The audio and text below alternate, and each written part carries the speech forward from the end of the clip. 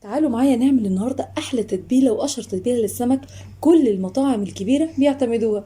يلا بينا، بس اول ما تنفذيها اوعي تنسي تدعيلي.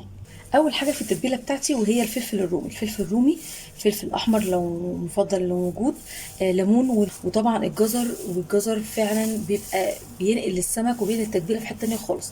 هنجيب الكبه بتاعتنا وانزل بالفلفل الرومي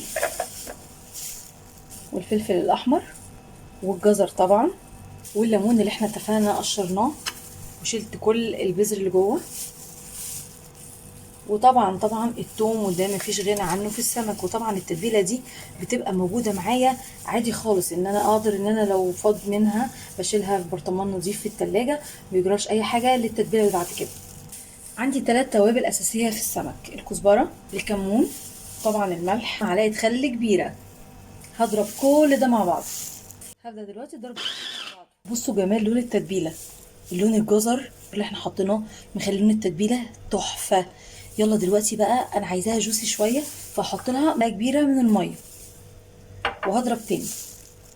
بصوا كده، المعلقه الليكويد او المعلقه السائل اللي انا حطاها هي دي اللي خلت التتبيله بتاعتي بالشكل ده، وهو ده المطلوب.